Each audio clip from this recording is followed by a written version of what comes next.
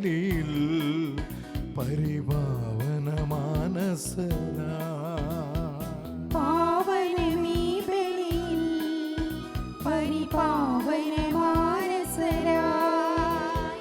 വരൂ വരൂ ദൈവജനമേ, അണിയണിയായി ബലിവേദിയിൽ അനവരതം ബലിയാകാം അനുരഞ്ജിതരാകാം.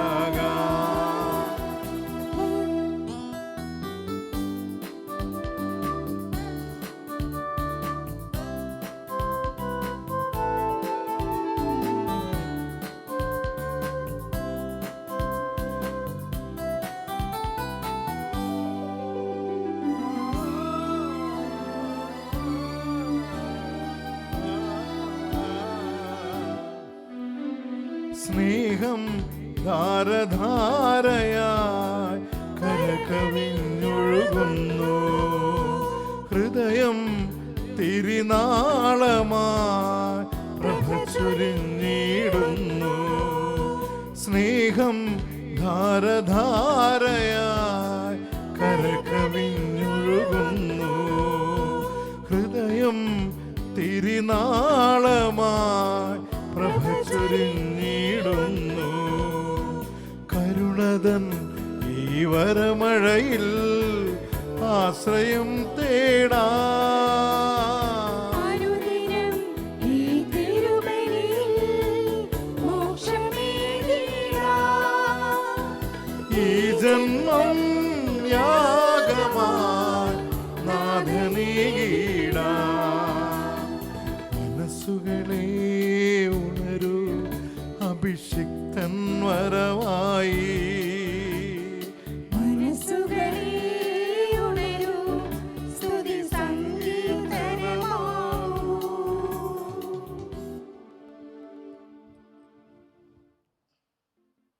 പിതാവിൻ്റെയും പുത്രൻ്റെയും പരിശുദ്ധാത്മാവിൻ്റെയും നാമത്തിൽ ആമേൻ. നമ്മുടെ കർത്താവായ യേശുക്രിസ്തുവിൻ്റെ കൃപയും പിതാവായ ദൈവത്തിൻ്റെ സ്നേഹവും പരിശുദ്ധാത്മാവിൻ്റെ സംസർഗവും നിങ്ങളോടുകൂടെ. അങ്ങേ ആത്മാവോടും കൂടെ. യേശുവിലത്രയും സ്നേഹമുള്ളവരെ, ഈ പരിശുദ്ധമായ ബലിയർപ്പിച്ചുകൊണ്ട് ക്രിസ്തുവിൻ്റെ വലിയ അനുഗ്രഹം നമുക്ക് യാചിക്കാം. വളരെ പ്രത്യേകമായിട്ട് വിശുദ്ധ യൗസപിതാവിനോടുള്ള മാധ്യസ്ഥം നമുക്ക് അപേക്ഷിക്കാം. യൗസപിതാവിനോടുള്ള നവനാളിൻ്റെ 5-ാം ദിവസം നമ്മൾ ഇന്ന് എത്തി നിൽക്കുമ്പോൾ യൗസപിതാവിൻ്റെ ശക്തമായ പരിപാലനത്തിൻ്റെ കീഴിൽ നമ്മളെയും നമ്മുടെ കുടുംബങ്ങളെയും ഒക്കെ നമുക്ക് സമർപ്പിക്കാം. യൗസപിതാവ് സ്വപ്നം കാണാൻ പഠിപ്പിച്ചവനാണ്.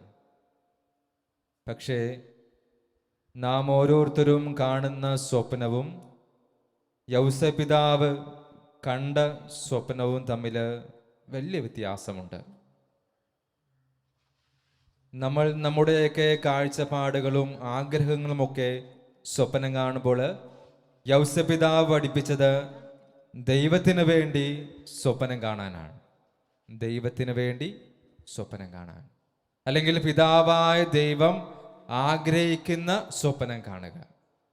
നമ്മളൊക്കെ മനക്കോട്ട കെട്ടുന്നവരാണ്. സ്വപ്നം കണ്ട് മനക്കോട്ടകളും കൊട്ടാരങ്ങളുമൊക്കെ കെട്ടുന്നവരാണ്. പക്ഷെ യൗസപിതാവ് നമ്മളെ പഠിപ്പിക്കുന്നത് സ്വപ്നം കാണാം, പക്ഷേ അത് ദൈവം നൽകുന്ന സ്വപ്നമായിരിക്കണം. അപ്പോഴൊക്കെ നമ്മുടെ പലരുടെയും വ്യക്തിപരമായ സ്വപ്നങ്ങളൊക്കെ തകർക്കാനും ദൈവത്തിൻ്റെതായ സ്വപ്നങ്ങളൊക്കെ നെഞ്ചോട് ചേർക്കുമ്പോഴുമൊക്കെയാണ് ഇവിടെ യൗസപിതാവിൻ്റെ വലിയ മാധ്യസ്ഥ സഹായം നമ്മളിലേക്ക് ലഭിക്കപ്പെടുന്നത്. അതിനാൽ ഓർക്കുക, ദൈവത്തിന് വേണ്ടി സ്വപ്നം കാണാൻ നമുക്കെല്ലാവർക്കും പറ്റട്ടെ. യൗസപിതാവിനുണ്ടായിരുന്ന സ്വപ്നം നല്ല ഒരു യുവതിയെ കല്യാണം കഴിക്കണം, നല്ലൊരു കുടുംബജീവിതം വേണം, ഭദ്രമായിരിക്കണം, സുന്ദരമായിരിക്കണം, അനുഗ്രഹീതമായിരിക്കണം. എന്നാൽ ആ സ്വപ്നങ്ങളൊക്കെ മാറ്റിമറിച്ചുകൊണ്ട് പിതാവായ ദൈവത്തിൻ്റെ സ്വപ്നം നെഞ്ചിൽ പേറിയപ്പോഴേക്കും ഉണ്ടായത് ദൈവത്തിൻ്റെ പുത്രനാണല്ലോ. അതുകൊണ്ട് പ്രിയമുള്ളവരെ, നമ്മളൊക്കെ സ്വപ്നം കാണാം, പക്ഷേ അത് ദൈവത്തോട് ചേർന്ന് നിൽക്കുന്ന സ്വപ്നങ്ങളായി തീരാൻ സർവശക്തനായ ദൈവം നമ്മളെല്ലാവരെയും അനുഗ്രഹിക്കട്ടെ. യൗസപിതാവ് ആ സ്വപ്നത്തിനായിട്ട് നമ്മളെ സഹായിക്കട്ടെ എന്ന പ്രാർത്ഥനയോടുകൂടി ഈ പരിശുദ്ധമായ ബലിയർപ്പണം നമുക്ക് തുടരാം. സഹോദരരെ, ദിവരഹസ്യങ്ങൾ കൊണ്ടാടേണ്ടതിന് നാം യോഗ്യരാകേണ്ടതിന് നമ്മുടെ പാപങ്ങൾ ഓർത്ത് മനസ്തപിക്കാം. സർവശക്തനായ ദൈവത്തോടും സഹോദരരെ നിങ്ങളോടും ഞാൻ ഏറ്റുപറയുന്നു, എന്തെന്നാൽ വിചാരത്താലും വാക്കാലും പ്രവൃത്തിയാലും ഉപേക്ഷയാലും ഞാൻ വളരെയേറെ പാപം ചെയ്തു പോയി. എൻ്റെ പിഴ, എൻ്റെ വലിയ പിഴ. ആകയാൽ നിത്യകന്യായ പരിശുദ്ധ മറിയത്തോടും എല്ലാ മാലാഖമാരോടും വിശുദ്ധരോടും സഹോദരരെ നിങ്ങളോടും ഞാൻ അപേക്ഷിക്കുന്നു, എനിക്ക് വേണ്ടി നമ്മുടെ കർത്താവായ ദൈവത്തോട് പ്രാർത്ഥിക്കണം. സർവശക്തനായ ദൈവം കനിഞ്ഞ് പാപങ്ങൾ പോർത്ത് നമ്മെ നിത്യജീവിതത്തിലേക്ക് നയിക്കുമാറാകട്ടെ.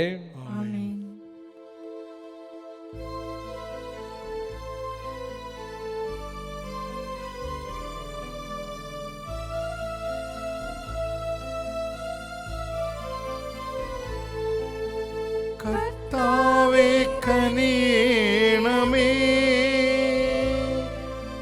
കർത്താവേ കനിയണമേ, ക്രിസ്തുവേ കനിയണമേ, ക്രിസ്തുവേ കനിയണമേ, കർത്താവേ കനിയണമേ, കർത്താവേ കനിയണമേ, കർത്താവേ കനിയണമേ. നമുക്ക് പ്രാർത്ഥിക്കാം. ദൈവമേ, മാനവരാശിയുടെ അനുരഞ്ജനം അങ്ങേ വചനത്താൽ വിസ്മയകരമാവിധം അങ്ങ് നിറവേറ്റിയല്ലോ. അങ്ങനെ തീക്ഷ്ണമായ ഭക്തിയോടും തീവ്രമായ വിശ്വാസത്തോടും കൂടെ ക്രൈസ്തവ ജനത ആസന്നമാകുന്ന മഹോത്സവത്തിലേക്ക് വേഗത്തിൽ എത്തിച്ചേരുവാൻ അനുഗ്രഹം നൽകണമേ. അങ്ങയോടുകൂടെ പരിശുദ്ധാത്മാവുമായുള്ള ഐക്യത്തിൽ എന്നെന്നും ദൈവമായി ജീവിച്ചു വാഴുന്ന ഞങ്ങളുടെ കർത്താവും അങ്ങയുടെ പുത്രനുമായ യേശു ക്രിസ്തു വഴി ഞങ്ങൾ സമർപ്പിക്കുന്ന പ്രാർത്ഥന കേട്ടുള്ളണമേ. ആമേൻ.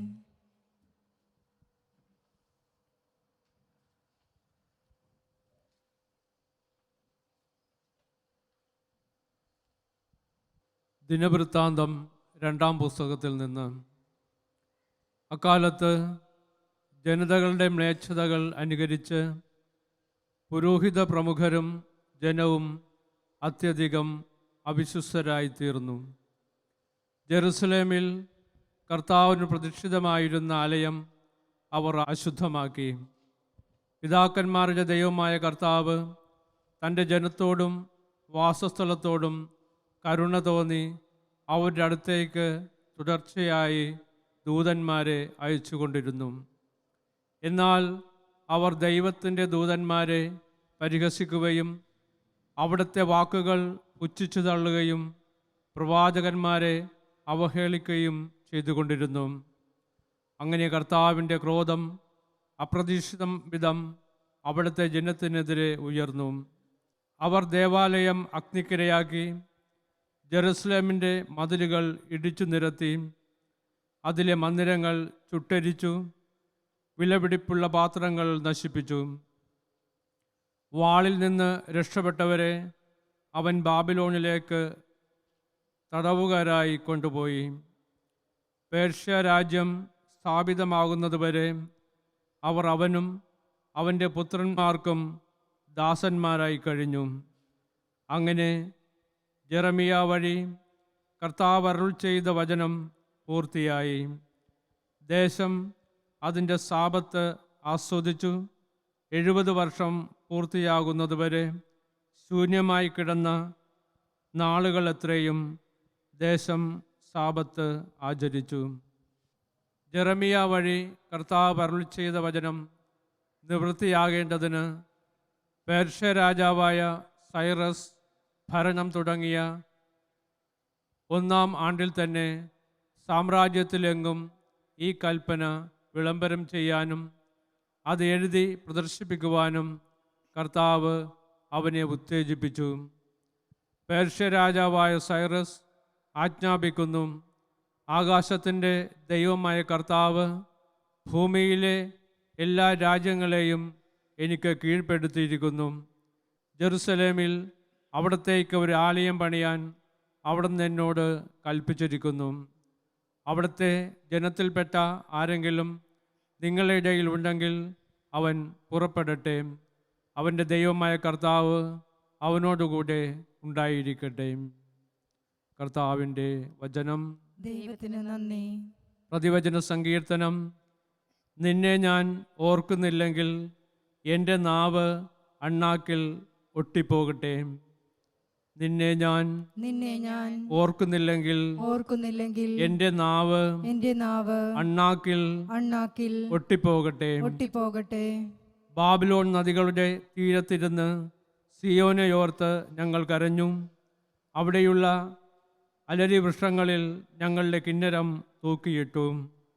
നിന്നെ ഞാൻ ഓർക്കുന്നില്ലെങ്കിൽ എൻ്റെ നാവ് അണ്ണാക്കിൽ ഒട്ടിപ്പോകട്ടെ. ഞങ്ങളെ തടവിലാക്കിയവർ അവിടെ വെച്ച് പാട്ടുപാടാൻ ഞങ്ങളോട് ആവശ്യപ്പെട്ടു. ഞങ്ങളുടെ മർദ്ദകർ സിയോനെക്കുറിച്ച് ഗീതങ്ങൾ ആലപിച്ച് തങ്ങളെ രസിപ്പിക്കുവാൻ ഞങ്ങളോട് പറഞ്ഞു. നിന്നെ ഞാൻ ഓർക്കുന്നില്ലെങ്കിൽ എൻ്റെ നാവ് അണ്ണാക്കിൽ ഒട്ടിപ്പോകട്ടെ. വിദേശത്ത് ഞങ്ങൾ എങ്ങനെ കർത്താവിൻ്റെ ഗാനം ആലപിക്കും? ജെറുസലേമേ, നിന്നെ ഞാൻ മറക്കുന്നുവെങ്കിൽ എൻ്റെ വലതു കൈ എന്നെ മറക്കട്ടെ. നിന്നെ ഞാൻ ഓർക്കുന്നില്ലെങ്കിൽ എൻ്റെ നാവ് അണ്ണാക്കിൽ ഒട്ടിപ്പോകട്ടെ. നിന്നെ ഞാൻ ഓർക്കുന്നില്ലെങ്കിൽ ജെറുസലേമിനെ എൻ്റെ ഏറ്റവും വലിയ സന്തോഷത്തേക്കാൾ വിലമതിക്കുന്നില്ലെങ്കിൽ എൻ്റെ നാവ് അണ്ണാക്കിൽ ഒട്ടിപ്പോകട്ടെ. നിന്നെ ഞാൻ ഓർക്കുന്നില്ലെങ്കിൽ എൻ്റെ നാവ് അണ്ണാക്കിൽ ഒട്ടിപ്പോകട്ടെ.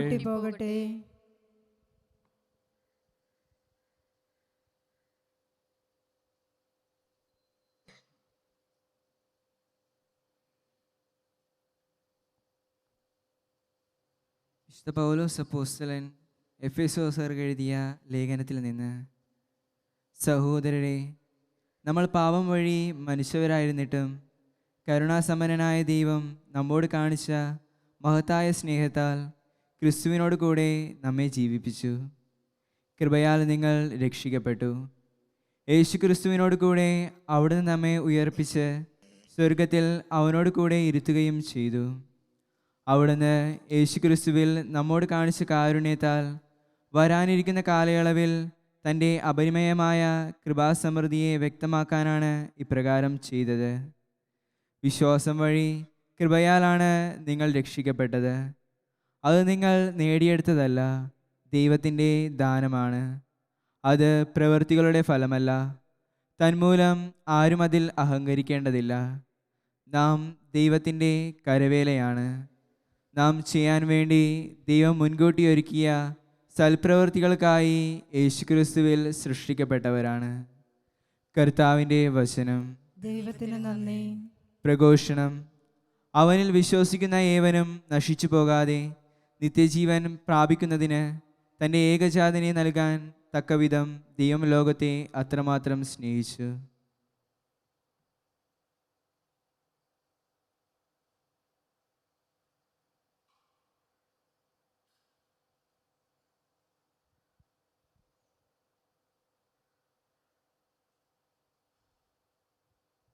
കർത്താവ് നിങ്ങളോടുകൂടെ. അങ്ങേ ആത്മാവോടും കൂടെ. യോഹന്നാന്റെ വിശുദ്ധ സുവിശേഷത്തിൽ നിന്നുള്ള വായന. കർത്താവേ, അങ്ങേക്ക് മഹത്വം.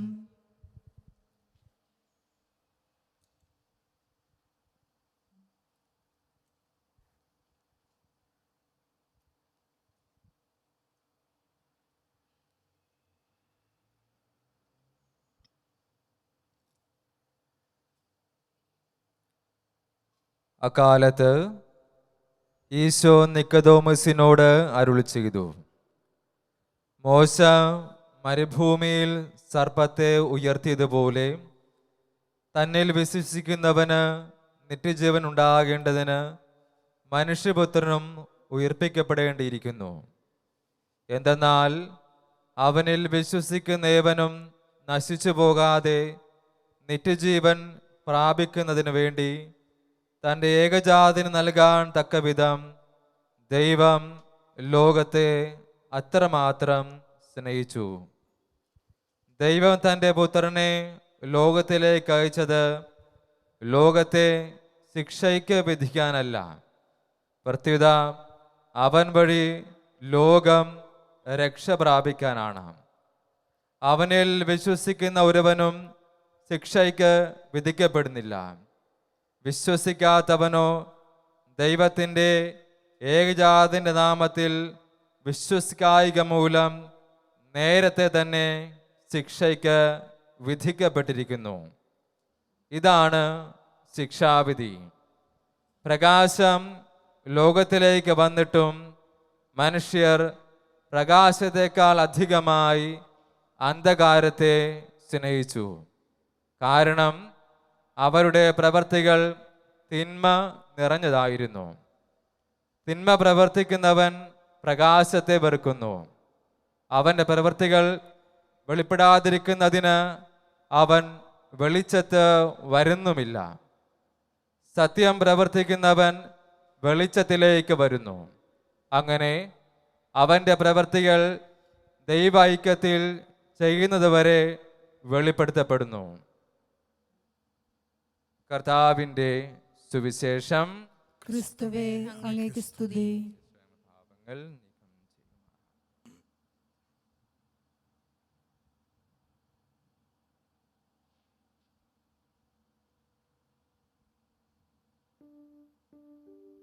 യേശുവിലെത്രയും സ്നേഹമുള്ള സഹോദരങ്ങളെ, നമ്മൾ തപസ് കാലത്തിലെ 4-ാമത്തെ ഞായറിലേക്ക് പ്രവേശിച്ചിരിക്കുകയാണ്. വിശുദ്ധ യോഹന്നാന്റെ സുവിശേഷം 3-ാം അധ്യായത്തിലെ കുറച്ച് വാക്യങ്ങളാണ് നമ്മൾ കുറച്ചു മുമ്പ് വായിച്ചു കേട്ടത്. ഇതിൽ പ്രധാനപ്പെട്ട ഒരു വാക്യം മാത്രം ഈ തപസ്സകാലത്തിലെ 4-ാമത്തെ ഞായറാഴ്ച നമ്മൾ വിചിന്തനത്തിന് എടുക്കുകയാണ്. അത് യോഹന്നാന്റെ സുവിശേഷത്തിലെ 3-ാം അധ്യായത്തിലെ 19-ാം വാക്യമാണ് നമ്മൾ ഇന്ന് വിചിന്തനത്തിന് വേണ്ടി എടുക്കുന്നത്. ആ വചനം ഇങ്ങനെയാണ്: പ്രകാശം ലോകത്തിലേക്ക് വന്നിട്ടും മനുഷ്യൻ പ്രകാശത്തെക്കാൾ അധികമായി അന്ധകാരത്തെ സ്നേഹിച്ചു. കാരണം അവരുടെ പ്രവൃത്തികൾ തിന്മ നിറഞ്ഞതായിരുന്നു. ഇതാണ് പ്രിയമുള്ളവരെ ആ വചനം. വളരെ രസകരമായ, യേശുനാഥൻ ഒരുപക്ഷെ ചെറിയ പരാതിയോടും അതുപോലെ തന്നെ ചെറിയ സങ്കടത്തോടും കൂടെയൊക്കെ പറയുന്ന ഒരു വാക്യമാണത്. അതായത് പ്രകാശം ലോകത്തിലേക്ക് വന്നിട്ടും മനുഷ്യർ പ്രകാശത്തെക്കാൾ അധികമായി ആരെ സ്നേഹിച്ചു? അന്ധകാരത്തെ സ്നേഹിച്ചു. അല്ല, യേശുനാഥൻ ഞാനാവുന്ന പ്രകാശം ലോകത്തിലേക്ക് വന്നിട്ടും മനുഷ്യർ എന്നെ സ്നേഹിക്കുന്നില്ല, സ്വീകരിക്കുന്നില്ല, അറിയുന്നില്ല എന്ന ഈ വാക്യങ്ങൾ ചെറിയൊരു സങ്കടത്തോടു കൂടിയായിരിക്കാം യേശുനാഥൻ പറയുന്നത്. അല്ലെങ്കിൽ ചെറിയൊരു പരാതി യേശുവിനുണ്ട്. അതിലുപരി ഈ തപസ് കാലത്ത് നമ്മൾ ഈ വചനം വായിക്കുമ്പോൾ ഇതൊരു ഓർമ്മപ്പെടുത്തലാണ്. ഇത് നമ്മളെ ഒരു ശക്തമായ ഓർമ്മപ്പെടുത്തൽ. എന്തെന്നത്? മനുഷ്യർ എങ്ങനെയാണ് ചലിക്കുന്നത്, ഏതിലൂടെയാണ് ചലിക്കുന്നത്, എങ്ങനെയാണ് ജീവിക്കുന്നത് എന്നത് ഒരു ഓർമ്മപ്പെടുത്തലാണ്. അതായത് നമുക്ക് എന്താണ് ഓർമ്മപ്പെടുത്തുന്നത്? ഒരുപക്ഷെ അന്ധകാരത്തിൽ നിന്ന് പ്രകാശത്തിലേക്ക് മാറേണ്ട, ചലിക്കേണ്ട ഒരു കാലമാണ് തപസ് കാലം. അതൊരു ഓർമ്മപ്പെടുത്തലാണ്. അല്ലെങ്കിൽ ജീർണതയിൽ നിന്നും ചൈതന്യത്തിലേക്ക് മാറ്റം വരേണ്ട ഒരു കാലമാണ് തപസ് കാലം. ഈ തപസ് കാലത്ത് ഈ 4-ാം ഞായറാഴ്ച യേശുനാഥൻ നമ്മളെ ഓർമ്മപ്പെടുത്തുകയാണ്, ഇരുളിൽ നിന്ന് വെളിച്ചത്തിലേക്ക് ഒരു മാറ്റം അനിവാര്യമാണ്. അതാണ് തപസ് കാലം. നമുക്ക് പല ചിന്തകള്, പല ആശയങ്ങള്, പല വിചിന്തനങ്ങള് നമുക്ക് ഈ തപസ് കാലത്ത് ഉണ്ടാകാമായിരിക്കാം. എങ്കിലും ഇന്ന് സർവശക്തനായ ദൈവം നമുക്ക് ഈ ബലിയർപ്പണത്തിലൂടെ നൽകുന്ന ഒരു ചിന്ത എന്ന് പറയുന്നത്, തപസ് കാലം എന്ന് പറയുന്നത് ഇരുളിൽ നിന്ന് വെളിച്ചത്തിലേക്ക് മാറ്റപ്പെടേണ്ട ഒരു സമയമാണ്. അല്ലെങ്കിൽ ജീർണതയിൽ നിന്ന് ചൈതന്യത്തിലേക്ക് മാറ്റപ്പെടേണ്ട ഒരു സമയമാണ്. അതുകൊണ്ടാണ് യേശു ഒരു പരാതി പോലെ പറയുക, പ്രകാശം ലോകത്തിലേക്ക് വന്നിട്ടും മനുഷ്യർ പ്രകാശത്തെ സ്വീകരിച്ചില്ല, അവർ അന്ധകാരത്തെ സ്നേഹിച്ചു. ഇതിൽ നിന്നും നമ്മൾ എന്താണ് മനസ്സിലാക്കേണ്ടത്? അല്ലെങ്കിൽ യേശുനാഥൻ ആഗ്രഹിക്കുന്നത് എന്താണ്? ഒരു മാറ്റമാണ്. എങ്ങനെയുള്ള മാറ്റം? ഈ ഇറങ്ങി വന്ന പ്രകാശത്തെ സ്വീകരിക്കാൻ പ്രാപ്തമാകേണ്ട മനുഷ്യരുടെ മാറ്റമാണ്. അങ്ങനെയെങ്കിൽ പ്രിയമുള്ള സഹോദരങ്ങളെ, ഇവിടെ യേശുനാഥൻ ഈ പ്രകാശത്തെക്കുറിച്ച് വല്ലാതെ വാചാലനാകുന്നുണ്ട്. തൻ്റെ 3 വർഷത്തെ പരസ്യ ജീവിത കാലഘട്ടത്ത് യേശുനാഥൻ ഈ പ്രകാശത്തെക്കുറിച്ചും പ്രകാശം സ്വീകരിക്കേണ്ടതിനെ കുറിച്ചും പലതവണ പലയിടങ്ങളിൽ തൻ്റെ പ്രഘോഷണങ്ങളിൽ പറഞ്ഞിട്ടുണ്ട്. അതിൽ ഏറ്റവും ആദ്യത്തെ യേശുനാഥൻ വാചാലന തുടങ്ങുന്നത് ഇങ്ങനെയാണ്. യോഹന്നാന്റെ സുവിശേഷം 8-ാം അധ്യായം 12-ാം വാക്യത്തിൽ നമ്മളിങ്ങനെ കേൾക്കുന്നുണ്ട്, ഞാൻ ലോകത്തിൻ്റെ പ്രകാശമാകുന്നു. I am the light of the world. ഞാൻ ലോകത്തിൻ്റെ പ്രകാശമാകുന്നു. ഇപ്പൊ ക്രിസ്തു ആദ്യം പറഞ്ഞത് ഞാൻ ലോകത്തിൻ്റെ പ്രകാശമാണെന്നാണ്. അപ്പോൾ ഈ പ്രകാശത്തിനെയാണ് നാം ഓരോരുത്തരും സ്വീകരിക്കേണ്ടത്. അല്ലെങ്കിൽ ഈ പ്രകാശത്തിലേക്കാണ് ഈ തപസ് കാലത്ത് നമ്മളെല്ലാവരും മാറപ്പെടേണ്ടത്. ഇനി 2-ാമത്തെ വചനം പറയുകയാണ്. 1-ാമത്തെ എന്താണ്? ഞാൻ, അതായത് ക്രിസ്തു ലോകത്തിൻ്റെ പ്രകാശമാണ്. 2-ാമത്തെ വചനം ഇങ്ങനെയാണ്. മത്തായിയുടെ സുവിശേഷം 5-ാം അധ്യായം 13 മുതൽ 16 വരെയുള്ള വാക്യത്തിൽ യേശുനാഥൻ നമ്മോട് ഒരു കാര്യം പറഞ്ഞു വെക്കുന്നുണ്ട്. നിങ്ങൾ ഭൂമിയുടെ ഉപ്പും ലോകത്തിൻ്റെ പ്രകാശവുമാകുന്നു. യേശു ഒരുപക്ഷെ ഞാൻ മാത്രമാണ് ലോകത്തിൻ്റെ പ്രകാശം എന്ന് പറഞ്ഞു നിർത്തുന്നില്ല. നേരെ മറിച്ച് യേശുനാഥൻ തുടർന്ന് നമ്മൾ ഓരോരുത്തരോടും സംസാരിക്കുന്നുണ്ട്. ഞാൻ ലോകത്തിൻ്റെ പ്രകാശമാണ്, ഇത് ശരിയാണ്. പക്ഷേ 2-ാമത് ക്രിസ്തുനാഥൻ പറയുക, നിങ്ങളും ലോകത്തിൻ്റെ പ്രകാശമാണ്. ഞാൻ മാത്രമല്ല, നിങ്ങൾ ഭൂമിയുടെ ഉപ്പും ലോകത്തിൻ്റെ പ്രകാശവുമാണ്. മിസ്റ്റർ മത്തായിയുടെ സുവിശേഷം 5-ാം അധ്യായം 13 മുതൽ 16 വരെയുള്ള വാക്യത്തിലാണ് നമ്മൾ ഈ വചനങ്ങൾ കാണുക. അതായത് നിങ്ങളും ലോകത്തിൻ്റെ പ്രകാശമാണ്. അപ്പോഴേക്കും നമുക്ക് ചിന്തിക്കാം, ഞാൻ ഈ ക്രിസ്തുനാഥൻ പറയുന്ന പ്രകാശമാകുന്നുണ്ടോ? എൻ്റെ കുടുംബ ജീവിതത്തിൽ, എൻ്റെ വ്യക്തിപരമായ ജീവിതത്തിൽ, എൻ്റെ ജോലി സ്ഥലങ്ങളിൽ, എൻ്റെ കൂട്ടായ്മകളിൽ, ഞാൻ എവിടെ ആയിരിക്കുന്നു അവിടെയൊക്കെ ഈ തപസ് കാലത്ത് ക്രിസ്തുനാഥൻ ആഗ്രഹിക്കുന്ന പ്രകാശമായിട്ട് ഞാനും നിങ്ങളുമൊക്കെ മാറുന്നുണ്ടോ എന്ന് വലിയൊരു ചോദ്യചിഹ്നം ഈ ബലിയർപ്പണത്തിൽ, ഈ വചനവിചിന്തനത്തിലൂടെ യേശുനാഥൻ നമ്മോട് ചോദിക്കുന്നുണ്ട്. അങ്ങനെ ക്രിസ്തു പറയുന്നത് ഞാൻ പ്രകാശമാണ്. 2-ാമത് ഞാൻ മാത്രമല്ല, നിങ്ങളും ഈ പറയുന്ന പ്രകാശമാണ്. 3-ാമതായിട്ട് മർക്കോസിന്റെ സുവിശേഷം 4-ാം അധ്യായത്തിൽ 21-ാം വാക്യം ഇങ്ങനെ പറയുന്നുണ്ട്. നമുക്ക് പറഞ്ഞു വരുമ്പോഴേക്കും ഈശോ നമ്മൾ ഓരോരുത്തരോടും ഒരു ചെറിയ ഒരു പണി വെക്കുന്നത് പോലെ. വെറുതെ വചനം കേട്ടാൽ പോരല്ലോ, ആ വചനം എങ്ങനെ സ്വീകരിക്കണം, എങ്ങനെ പ്രാവർത്തികമാക്കണം, ഒരു ചെറിയ പണി. യേശു പറയുക, വിളക്ക് കൊണ്ടുവരുന്നത് പറയുടെ കീഴിലോ കട്ടിലിൻ്റെ അടിയിലോ വയ്ക്കാനാണോ എന്നാണ് ചോദിക്കുന്നത്. അപ്പോൾ ഈ പ്രകാശിക്കേണ്ട വിളക്ക് പറയുടെ കീഴിലോ കട്ടിലിൻ്റെ അടിയിലോ വെക്കാനുള്ളതാണോ? അത് നമുക്കിട്ടുള്ളൊരു പണിയാണ്. നമ്മളോട് യേശു ചോദിക്കുകയാണ്, ഓക്കെ ശരിയാണ്, നീ പ്രകാശമുള്ളവനാണ്, അല്ലെ നിന്നിൽ പ്രകാശമുണ്ട്, നിന്നിൽ ദൈവം കഴിവുകൾ നൽകിയിട്ടുണ്ട്, നിനക്ക് ദൈവം അനുഗ്രഹം നൽകിയിട്ടുണ്ട്. പക്ഷേ നിന്നിലുള്ള ഈ പ്രകാശം പറയുടെ കീഴിലോ കട്ടിലിൻ്റെ അടിയിലോ വെക്കാനുള്ളതാണോ? നേരെ മറിച്ച് അത് പീഠത്തിന്മേൽ വെക്കാനുള്ളതല്ലേ? അപ്പോൾ ഈ തപസ് കാലത്ത് യേശുനാഥൻ നമ്മളെ വീണ്ടും വീണ്ടും ഓർമ്മപ്പെടുത്തുകയാണ്, ഞാൻ പ്രകാശമാണ്, നിങ്ങളും പ്രകാശമാണ്. പക്ഷേ ഈ പ്രകാശം ഒരിക്കലും ഒരിടത്തും മറച്ചു വെക്കാനുള്ളതല്ല. എങ്ങനെ? മറച്ച് വെക്കാനുള്ളതല്ല. അത് പീഠത്തിന്മേൽ എല്ലാവർക്കും കാണാൻ വേണ്ടി പ്രകാശമായിട്ട് ജ്വലിക്കേണ്ടതാണ്. അതുകൊണ്ട് പ്രിയമുള്ളവരെ, യേശുനാഥന്റെ 3-ാമത്തെ വചനം നമുക്ക് കേൾക്കാം. ഞാൻ പ്രകാശമാണ്, പക്ഷേ ഈ പ്രകാശം എന്നും എപ്പോഴും എല്ലാവർക്കും വേണ്ടി ജ്വലിക്കാനുള്ളതാണ്.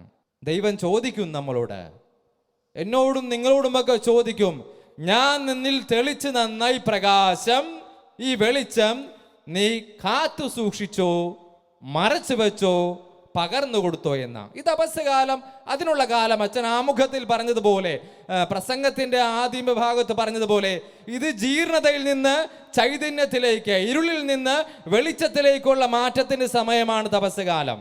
അങ്ങനെയെങ്കിൽ എന്നിൽ അന്ധകാരമാണെങ്കിൽ അന്ധകാരത്തിൽ നിന്ന് ക്രിസ്തു പറഞ്ഞ ഈ പ്രകാശത്തിലേക്ക് പീഠത്തിന് മേൽ തെളിഞ്ഞു നിൽക്കേണ്ട ഒരു പ്രകാശമാണ് ഞാനും നിങ്ങളുമൊക്കെ.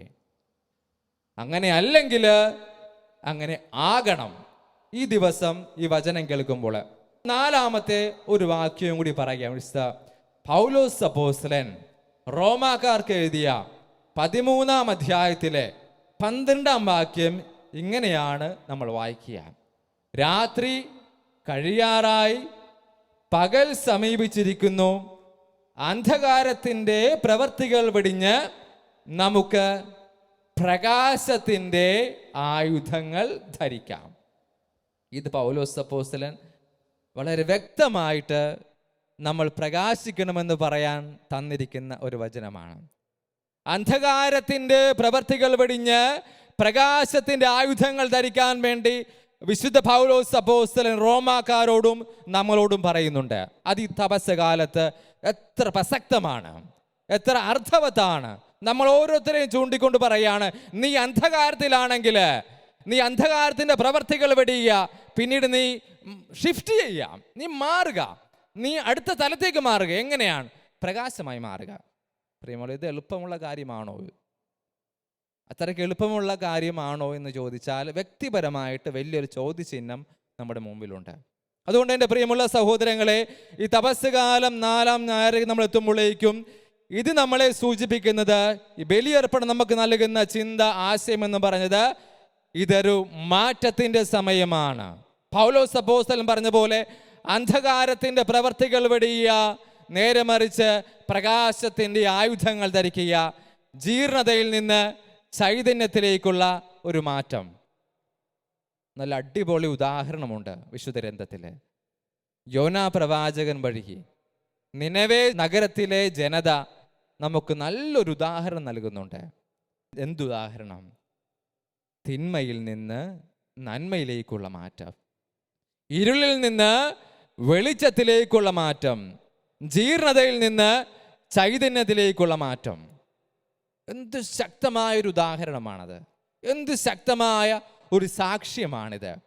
നമ്മൾ വചനം പറയുന്നുണ്ട്, ദൈവം തമ്പുരാൻ പദ്ധതിയിട്ട് വെച്ചിരുന്ന വിനാശം അവരിൽ നിന്നും ദൈവം പിൻവലിച്ചു.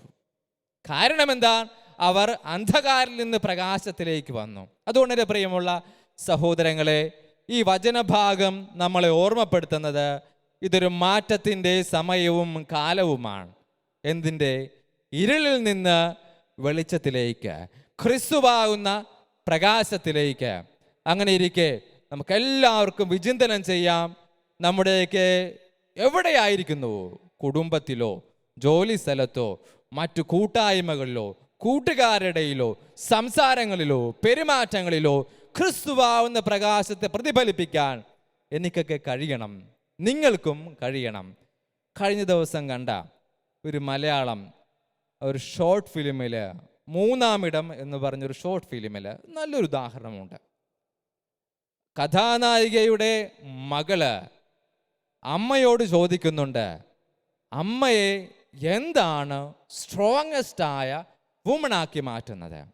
ശക്തിയുള്ള, നല്ല ധീരതയുള്ള തീരുമാനങ്ങളെടുക്കുന്ന സ്ത്രീയാക്കി മാറ്റുന്നതെന്ന് ഒരു ചെറിയ കുട്ടി അവളുടെ സ്കൂളിലെ പ്രൊജക്റ്റിൻ്റെ ഭാഗമായിട്ട് അമ്മയോട് ചോദിക്കുന്നു. എന്താണ് അമ്മയെ ശക്തയായ ധീരയായ ഒരു വനിതയാക്കുന്നത്? അതിൽ കഥാനായിക മകൾക്ക് നൽകുന്ന ഉത്തരം ഇതാണ്: നോ പറയേണ്ടടുത്ത് നോ പറയുക എന്നതാണ് എന്നെ ശക്തയായ ധീരയായ ഒരു സ്ത്രീയാക്കി മാറ്റുന്നത്. അതായത് ഇരുളിനോട് നോ പറയാൻ നമുക്ക് കഴിഞ്ഞാൽ അവിടെ വെളിച്ചമുണ്ട്. ജീർണതയോട് നോ പറയാൻ കഴിഞ്ഞാൽ അവിടെ ചൈതന്യമുണ്ട്. വിശുദ്ധ ഗ്രന്ഥത്തിൽ ഇരുളിൽ നിന്ന് ഇരുളിലേക്ക് പോയ ഒരു വ്യക്തിയുണ്ട്. അവർ തിരുവത്താഴ വേളയിൽ പ്രകാശത്തിന് കീഴിലായിരുന്ന യൂദാസ് കറിയോത്ത പ്രകാശത്തിൽ നിന്ന് ഇരുളിലേക്ക് പോയി. പ്രകാശത്തിൽ നിന്ന് ഇരുളിലേക്ക് പോയവന് എന്തു മാറ്റമുണ്ടായതെന്ന് ഒരു കയറിൻ്റെ നീട്ടത്തിൽ നമുക്ക് അറിയാൻ കഴിയുന്നുണ്ട്. അതുകൊണ്ട് എൻ്റെ പ്രിയമുള്ള സഹോദരങ്ങളെ, പ്രകാശത്തിൽ നിന്ന് ഇരുളിലേക്കല്ല, ഇരുളിൽ നിന്ന് പ്രകാശത്തിലേക്കാണ് ഈ തപസ് കാലം നമ്മൾ വിളിക്കുന്നത്, നമ്മളെ ആഹ്വാനം ചെയ്യുന്നത്, നമ്മളെ പഠിപ്പിക്കുന്നത്. അങ്ങനെ ആയിത്തീരാൻ എളിയ നമ്മുടെ ഓരോ ജീവിതവും ആയിത്തീരട്ടെ. ദൈവം അനുഗ്രഹിക്കട്ടെ എന്ന് പ്രാർത്ഥിക്കുന്നു, ആശംസിക്കുന്നു.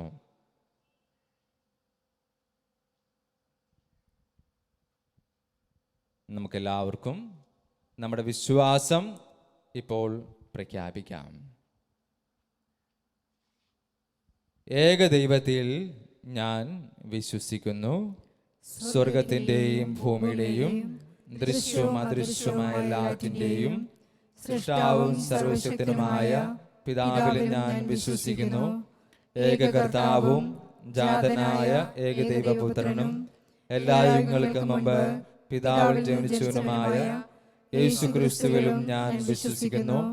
ദൈവത്തിനുള്ള ദൈവവും പ്രകാശത്തിനുള്ള പ്രകാശവും സത്യദൈവത്തിനുള്ള സത്യദൈവവും ജനിച്ചവനെങ്കിലും സൃഷ്ടിക്കപ്പെടാത്തവനും പിതാവുമായ സ്ഥലേഖനുമായ അവിടുന്ന് വഴി സകലവും സൃഷ്ടിക്കപ്പെട്ട് മനുഷ്യരായ നമുക്ക് വേണ്ടിയും നമ്മുടെ രക്ഷയ്ക്ക് വേണ്ടിയും അവിടുന്ന് സ്വർഗ്ഗത്തിൽ ഇറങ്ങി പരിശുദ്ധാത്മാവാൽ കന്യകാമറിയത്തിൽ ശരീരം സ്വീകരിച്ച് മനുഷ്യനായി തീർന്ന് പോന്തിയോസ് പിലാത്തോസിന്റെ കാലത്ത് നമുക്ക് വേണ്ടി ക്രൂശിക്കപ്പെട്ട് പീഡകൾ സഹിച്ച് മരിച്ച് അടക്കപ്പെട്ട് വിശുദ്ധ ലിഖിതങ്ങളനുസരിച്ച് മൂന്നാം ദിവസം ഉയർക്കുകയും സ്വർഗത്തിലേക്ക് ആരോഹണം ചെയ്യുകയും പിതാവിന്റെ വലതുഭാഗത്തിരിക്കുകയും ചെയ്യുന്നു. ജീവിക്കുന്നവരെയും മരിച്ചവരെയും വിധിക്കുവാൻ അവിടുന്ന് മഹത്വത്തോടെ വീണ്ടും വരും. അവിടുത്തെ രാജ്യത്തിന് അവസാനമുണ്ടായില്ല. കർത്താവും ജീതാവും പിതാവിനും പുത്രനും പുറപ്പെടുന്നവനും പിതാവിനോടും പുത്രനോടൊപ്പം ആരാധിക്കപ്പെടുന്നവനും സ്തുതിക്കപ്പെടുന്നവനും പ്രവാചകന്മാർ സംസാരിച്ചവനുമായ പരിശുദ്ധാത്മാവിലും ഞാൻ വിശ്വസിക്കുന്നു. ഏകവും വിശുദ്ധവും സാർവത്രികവും അപ്പോസ്തലികമായ സഭയിലും ഞാൻ വിശ്വസിക്കുന്നു. പാപങ്ങൾ മോചിതനായുള്ള ഏകജ്ഞാന സ്നാനം ഞാൻ ഏറ്റുപറയുകയും മരിച്ചവരുടെ ഇറപ്പും വരാനിരിക്കുന്ന യുഗത്തിലെ ജീവിതവും ഞാൻ പ്രതീക്ഷിക്കുകയും ചെയ്യുന്നു. ആമേൻ. പ്രിയ സഹോദരരെ, എല്ലാ കാലയളവിലും നാം പ്രാർത്ഥനകൾ അർപ്പിക്കേണ്ടവരാണ്. വിശിഷ്യ തപസ് കാലത്തെ ഈ ദിനങ്ങളിൽ ക്രിസ്തുവിനോടൊപ്പം കൂടുതൽ തീക്ഷ്ണതയോടെ ജാഗരൂകരായിരുന്നു കൊണ്ട് നമ്മുടെ എളിയ പ്രാർത്ഥനകൾ നമുക്കിപ്പോൾ സമർപ്പിക്കാം.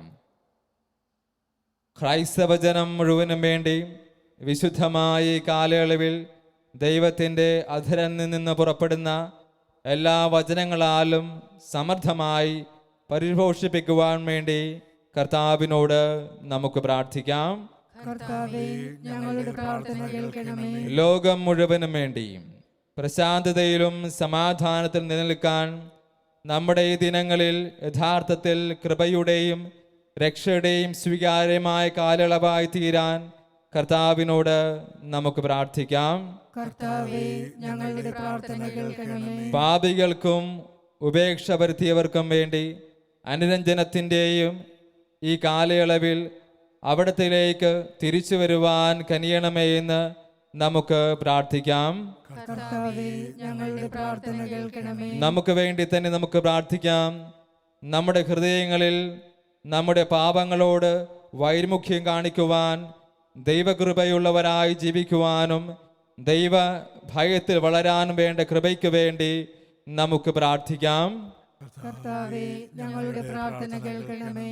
നമ്മുടെ ഓരോരുത്തരുടെയും വ്യക്തിപരമായ നിയോഗങ്ങളും പ്രാർത്ഥനകളും മൗനമായി അവിടുത്തെ മുമ്പിൽ സമർപ്പിക്കാം.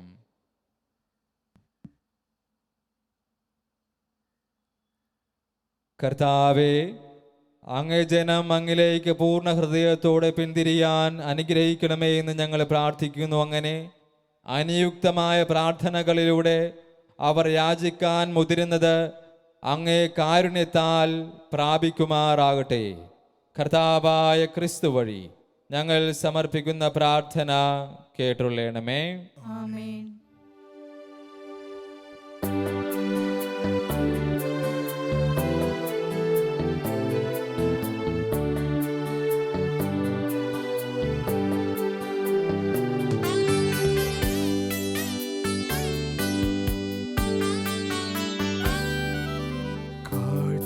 കാഴ്ചകളേകാൻ അൾത്താര മുൻപിൽ കാരുണ്യവാനേ ഞാൻ നിൽപ്പൂ. കാഴ്ചകളോടൊപ്പം മാമക ഹൃദയവും കർത്താവേ അങ്ങ് സ്വീകരിക്കൂ.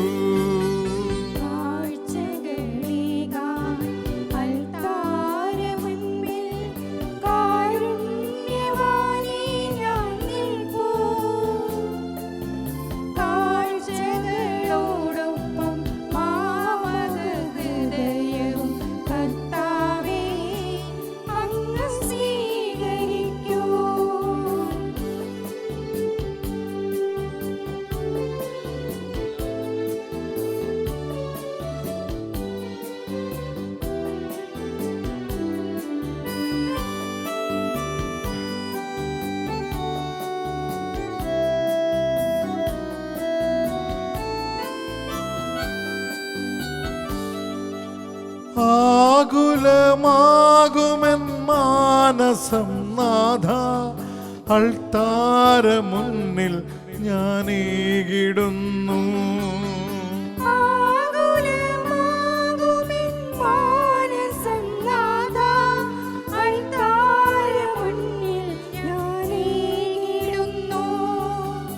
ഇടറുന്ന വഴികളിൽ അനുദിനം നീങ്ങുന്ന എളിയവൻ എന്നെയും സ്വീകരിക്കൂ. ഇടറുന്ന വഴികളിൽ അനുദിനം നീങ്ങുന്ന എളിയവൻ എന്നെയും സ്വീകരിക്കൂ. കാഴ്ചകളേകാൻ അൾത്താര മുന്നിൽ കാരുണ്യവാനേ ഞാൻ നിൽപ്പൂ. കാഴ്ചകളോടൊപ്പം മാമക ഹൃദയവും കർത്താവേ അങ്ങ് സ്വീകരിക്കൂ.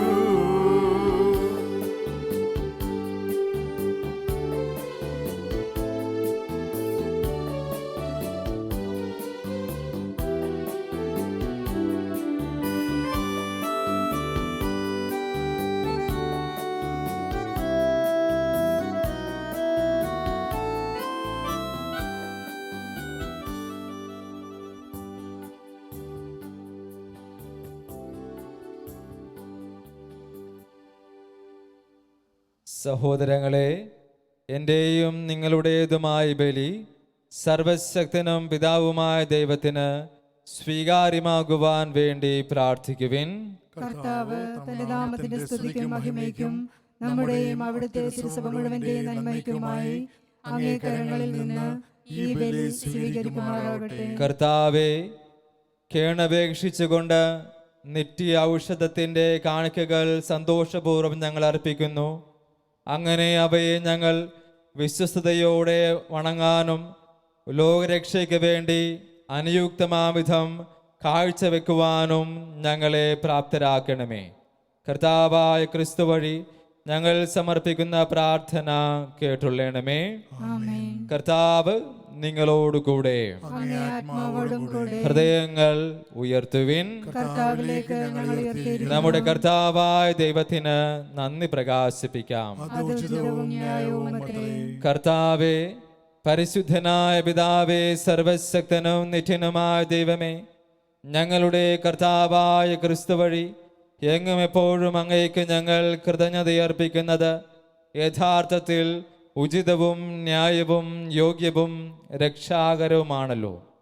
അവിടുന്ന് മനുഷ്യാവതാര രഹസ്യം വഴി അന്ധകാരത്തിൽ ചരിച്ചിരുന്ന മാനവരാശിയെ വിശ്വാസത്തിൻ്റെ പ്രകാശത്തിലേക്ക് നയിക്കുകയും ആദിപാപത്തിൻ്റെ അടിമകളായി ജനിച്ച അവരെ തന്നെ പുനർജനനത്തിൻ്റെ സ്നാനം വഴി ദത്തുപുത്രരായി സ്വീകരിക്കുകയും ചെയ്തുവല്ലോ. ആകയാൽ ഭൂസ്വർഗവാസികൾ അങ്ങേ ആരാധിച്ചുകൊണ്ട് നവ്യമായ ഗാനം ഒരുമിച്ച് ആലപിക്കുന്നു. മാലാഖമാരുടെയും സർവ്വസൈന്യത്തോടുമൊത്ത് ഞങ്ങളും അവിരാമം പ്രകീർത്തിച്ചുകൊണ്ട് ആലപിക്കുന്നു. പരിശുദ്ധൻ പരിശുദ്ധൻ പരിശുദ്ധൻ,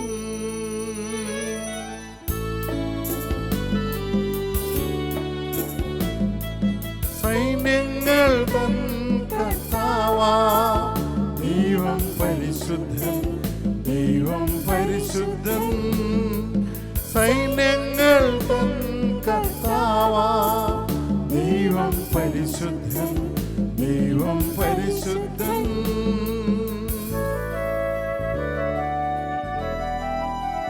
നിരുപമങ്ങേ മഹിമകളാ നിറഞ്ഞു മഹിയും വിണ്ടലവും, നിരുപമങ്ങേ മഹിമകളാ നിറഞ്ഞു മഹിയും വിണ്ടലവും. ഹോസാന ഹോസാന ഹോസാന അത്യുന്നതങ്ങളിൽ ഹോസാന, ഹോസാന ഹോസാന ഹോസാന അത്യുന്നതങ്ങളിൽ ഹോസാന.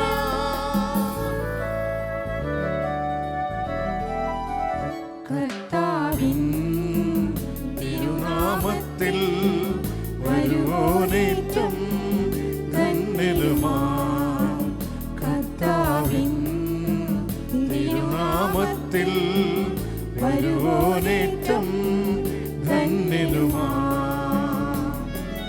ഹോസാന ഹോസാന ഹോസാന അത്യുന്നതങ്ങളിൽ ഹോസാന, ഹോസാന ഹോസാന ഹോസാന അത്യുന്നതങ്ങളിൽ ഹോസാന, അത്യുന്നതങ്ങളിൽ ഹോസാന, അത്യുന്നതങ്ങളിൽ ഹോസാന.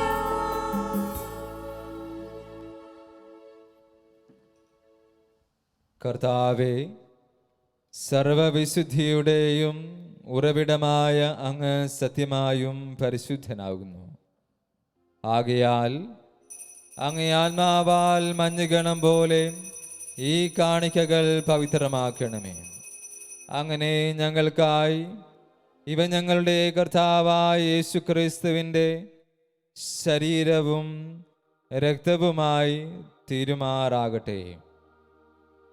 അവിടുന്ന് ഒറ്റിക്കൊടുക്കപ്പെട്ട സുമനസാലെ പീഠകൾ സഹിച്ചപ്പോൾ അപ്പമെടുത്ത് കൃതജ്ഞത പ്രകാശിപ്പിച്ച് മുറിച്ച് തൻ്റെ ശിഷ്യന്മാർക്ക് കൊടുത്തുകൊണ്ട് അരുൾ ചെയ്തു,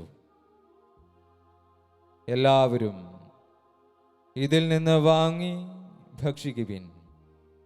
എന്തെന്നാൽ ഇത് നിങ്ങൾക്ക് വേണ്ടിയും അനേകർക്ക് വേണ്ടിയും അർപ്പിക്കപ്പെടുവാനിരിക്കുന്ന എൻ്റെ ശരീരം ആകുന്നു.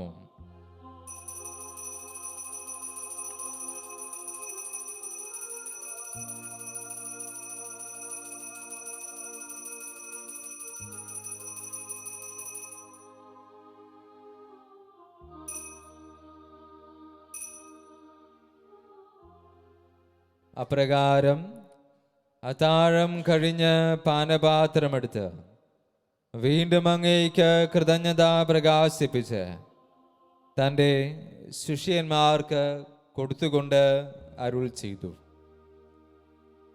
എല്ലാവരും വാങ്ങി ഇതിൽ നിന്ന് കുടിക്കുവിൻ. എന്തെന്നാൽ ഇത് നിങ്ങൾക്ക് വേണ്ടിയും അനേകർക്ക് വേണ്ടിയും പാപമോചനത്തിനായി ചിന്തപ്പെടുവാനിരിക്കുന്ന എൻ്റെ രക്തത്തിൻ്റെ നവീനവും സനാതനവുമായ ഉടമ്പടിയുടെ പാനപാത്രമാകുന്നു. ഇത് നിങ്ങൾ എൻ്റെ ഓർമ്മയ്ക്കായി ചെയ്യുവിൻ.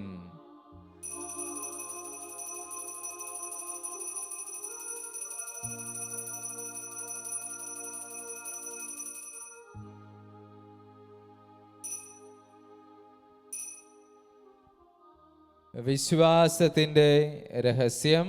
കർത്താവേ, അങ്ങ് വീണ്ടും വരുന്നത് വരെ അങ്ങേ മരണം ഞങ്ങൾ പ്രഖ്യാപിക്കുന്നു, അങ്ങേ ഉയർപ്പ് ഞങ്ങൾ ഏറ്റുപറയുന്നു. ആകയാൽ കർത്താവേ, അവിടുത്തെ മരണവും ഉയർപ്പും ഓർത്തുകൊണ്ട് അങ്ങേ തിരുമുമ്പിൽ നിൽക്കുന്നതിനും അങ്ങയെ പരിചരിക്കുന്നതിനും അർഹരാക്കി തീർത്തതിന് ഞങ്ങൾ നന്ദി പറഞ്ഞുകൊണ്ട് ജീവന്റെ അപ്പവും രക്ഷയുടെ പാനപാത്രവും ഞങ്ങൾ അങ്ങേക്ക് അർപ്പിക്കുന്നു. ക്രിസ്തുവിൻ്റെ ശരീരത്തിലും രക്തത്തിലും പങ്കുചേർന്ന് ഞങ്ങളെ പരിശുദ്ധാത്മാവിൽ ഒന്നായി ചേർക്കണമേ എന്ന് താഴ്മയോടെ ഞങ്ങൾ അപേക്ഷിക്കുന്നു. കർത്താവെ, ലോകമെങ്ങും വ്യാപിച്ചു കിടക്കുന്ന അങ്ങേ സഭയോർക്കണമേ. ഞങ്ങളുടെ ഫ്രാൻസിസ് പാപ്പയെയും രൂപതാധ്യക്ഷന ജോസഫ് കരിയിൽ മെത്രാനോടും വൈദികണത്തോടുമൊത്ത സഭയെ അങ്ങേ സ്നേഹത്തിൻ്റെ പൂർണ്ണതയിലെത്തിക്കണമേ. ഉയർപ്പിൻ്റെ പ്രത്യാശയോടെ നിലകൊള്ളുന്ന ഞങ്ങളുടെ സഹോദരങ്ങളെയും അങ്ങേ കാരുണ്യത്തിൽ മരണമടഞ്ഞ സകലരെയും അങ്ങോർക്കുകയും അങ്ങേ മുഖത്തിൻ്റെ പ്രകാശത്തിലേക്ക് അവരെ സ്വീകരിക്കുകയും ചെയ്യണമേ. ഞങ്ങളെല്ലാവരിലും കനിയണമേ എന്ന് ഞങ്ങൾ പ്രാർത്ഥിക്കുന്നു. അങ്ങനെ ദൈവമാതാവായ പരിശുദ്ധ കന്യകാ മറിയത്തോടും ആ കന്യയുടെ ഭർത്താവായ ഭാഗ്യപ്പെട്ട യൗസേപ്പിനോടും അനുഗ്രഹീതരായ അപ്പോസ്തലന്മാരോടും കാലാകാലങ്ങളിൽ അങ്ങയെ പ്രസാദിപ്പിച്ച സകല വിശുദ്ധരോടുമൊത്ത് നിത്യജീവനിൽ പങ്കുചേരുവാൻ ഞങ്ങളെ അർഹരാക്കുകയും അങ്ങേ പുത്രനായ യേശു ക്രിസ്തു വഴി ഞങ്ങളങ്ങേ സ്തുതിക്കുകയും മഹത്വപ്പെടുത്തുകയും ചെയ്യുമാറാകട്ടെ.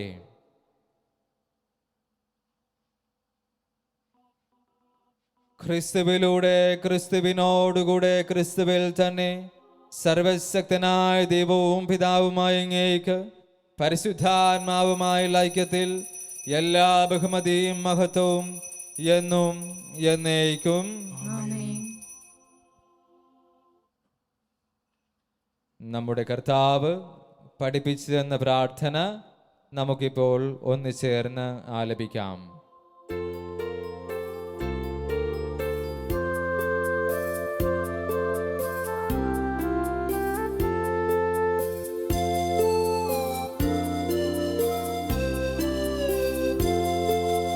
സ്വർഗത്തിൽ വാഴും ഞങ്ങൾ ദന്താത, നിന്നാമം പൂജിതമായിടേണം. വരണം നിൻ രാജ്യം സ്വർഗത്തിലെ പോൽ, നിന്നുള്ളം പാരിലുമായിടേണം. അന്നു വേണ്ടുന്നോരാഹാരമിന്നും ഞങ്ങൾക്കു നൽകുമാറായിടേണം. അന്യദ്രോഹം ഞങ്ങൾ ക്ഷമിക്കുമ്പോൾ ഞങ്ങൾ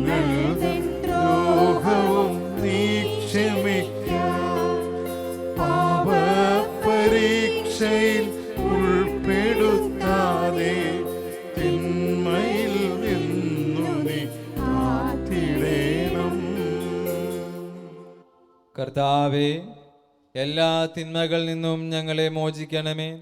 ഞങ്ങളുടെ ദിനങ്ങളിൽ സമാധാനം കനിവാർ നൽകണമേ. അനുഗ്രഹപൂർണമായ പ്രത്യാശയും ഞങ്ങളുടെ രക്ഷകനായ യേശുക്രിസ്തുവിൻ്റെ ആഗമനവും പ്രതീക്ഷിച്ചുകൊണ്ട് അങ്ങേ കരുണയുടെ സഹായത്താൽ ശക്തി പ്രാപിച്ച് ഞങ്ങളെപ്പോഴും പാപത്തിൽ നിന്ന് മോചിതരാകുകയും എല്ലാ വിപത്തുകളിൽ നിന്ന് സുരക്ഷിതരാകുകയും ചെയ്യുമാറാകട്ടെ. എന്തുകൊണ്ടെന്നാൽ രാജ്യവും ശക്തിയും മഹത്വവും എന്നേക്കും അങ്ങയുടേതാകുന്നു.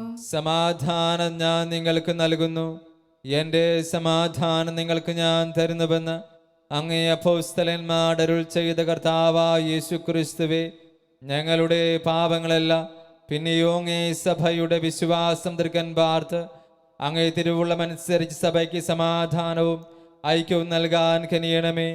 എന്നെന്നും ജീവിക്കുകയും വാഴുകയും ചെയ്യുന്ന അങ്ങ് ഈ പ്രാർത്ഥന കേട്ടുള്ളണമേ.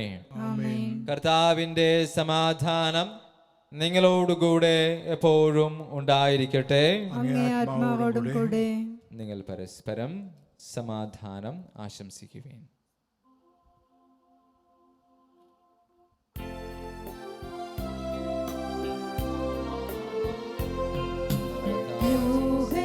പാപങ്ങൾ നീക്കിയിടും ദൈവത്തിൻ കുഞ്ഞാടേ, ഞങ്ങളിൽ നീ കനിയണമേ.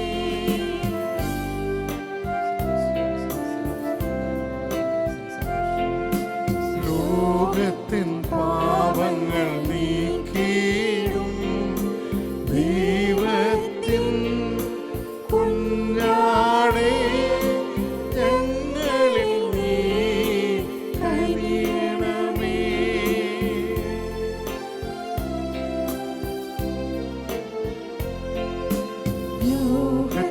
പാപങ്ങൾ നീക്കിയിടും ദൈവത്തിൻ കുഞ്ഞാടേ, ഞങ്ങൾക്കു ശാന്തി നൽകണമേ. ഇതാ ദൈവത്തിൻ്റെ കുഞ്ഞാട്, ഇതാ ലോകത്തിൻ്റെ പാപങ്ങൾ നീക്കുന്നവൻ. കുഞ്ഞാടിൻ്റെ വിരുന്നിന് ക്ഷണിക്കപ്പെട്ടവർ അനുഗ്രഹീതർ. കർത്താവേ, അങ്ങയുടെ ഭവനത്തിൽ പ്രവേശിക്കുവാൻ ഞാൻ യോഗ്യയല്ല. അങ്ങ് ഒരു വാക്ക് ഉച്ചരിച്ചാൽ മാത്രം മതി, എന്റെ ആത്മാവ് സുഖം പ്രാപിക്കും.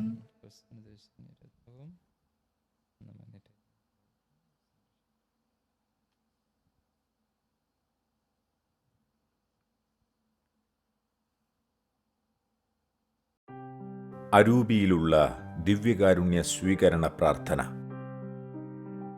ഓ എൻ്റെ ഈശോയെ, അങ്ങ് വിശുദ്ധ കുർബാനയിൽ സത്യമായും എഴുന്നള്ളിയിരിക്കുന്നുവെന്ന് ഞാൻ വിശ്വസിക്കുന്നു. എല്ലാ വസ്തുക്കളെയും കാൾ ഞാൻ അങ്ങയെ സ്നേഹിക്കുകയും എൻ്റെ ആത്മാവിൽ അങ്ങയെ സ്വീകരിക്കുവാൻ ഞാൻ ആഗ്രഹിക്കുകയും ചെയ്യുന്നു. ദിവ്യകൂദാശയിൽ അങ്ങയെ സ്വീകരിക്കുവാൻ ഇപ്പോൾ എനിക്ക് സാധ്യമല്ലാത്തതിനാൽ അരൂപിയിൽ എൻ്റെ ഹൃദയത്തിലേക്ക് അങ്ങ് എഴുന്നള്ളി വരണമേ. അങ്ങെന്നിൽ സന്നിഹിതനാണെന്ന് വിശ്വസിച്ച് ഞാൻ അങ്ങയെ ആശ്ലേഷിക്കുകയും എന്നെ അങ്ങയോട് പൂർണ്ണമായി ഐക്യപ്പെടുത്തുവാൻ ആഗ്രഹിക്കുകയും ചെയ്യുന്നു.